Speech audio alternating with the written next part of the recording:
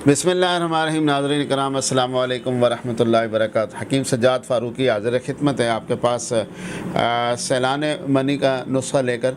ये एक ऐसा मर्ज़ है कि जिसमें जो है इंसान का मवाद जो है वो गिरता रहता है, और पेशाब के साथ बाज़ औक़ात कतरों का आना पहले या बाद में, या पखाने के साथ कतरों का आना, या थोड़ी सी शहवत या ख़यालात पर कतरों का आना।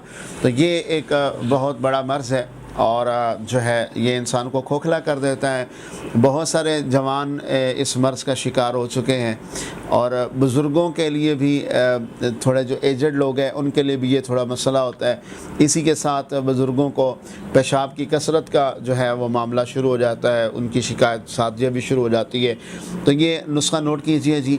आपने तुख़म भांग लेना है 10 ग्राम, और आपने तुख़म प्याज लेना है 10 ग्राम, असगंध लेनी है 10 ग्राम, और आपने मोचरस लेनी है 10 ग्राम, सादकूफ़ी आपने लेना है 10 ग्राम, और जुफ्त बलोत आपने लेनी है 10 ग्राम, कुश्त शीरी लेनी है 10 ग्राम। इन तमाम चीज़ों को आप मिक्स करें। मिक्स करके आप इनका सफ़ूफ़ बनाएं। सफ़ूफ़ बना के 1 टीस्पून पानी के साथ आप सुबह शाम खाने के आधे घंटे बाद इस्तेमाल कर सकते हैं। इंतहाई सादा, इंतहाई आसान और इंतहाई सस्ता नुस्ख़ा है। बनाइए और अपनी इस मर्ज़ से जान छुड़ाइए।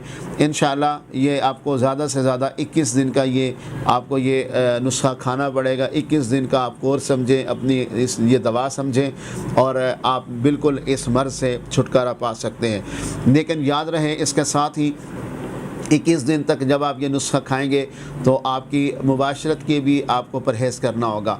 और एक चीज़ जो है वो एज़ अ होल में आपको जनरली तौर पर हर मर्द से मुखातिब होकर मैं ये एक बात कहना चाहता हूँ कि मर्दानगी का ख़ात्मा हम अपनी ग़िज़ाओं से करते हैं। और एक चीज़ बतौर ख़ास जो हमारी मर्दानगी को ख़त्म कर रही है और हमारे वो टेस्ट का हिस्सा है, लेकिन हम उसकी तरफ तवज्जो नहीं देते, खटास, तुरशी किसी भी हवाले से, किसी भी रंग में, किसी भी चीज़ में होगी तो वो मर्दानगी को ख़त्म कर देगी।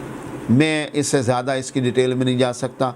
लिहाजा मर्द को चाहिए कि वो खटास से, तुर्श चीज़ों से परहेज़ करे।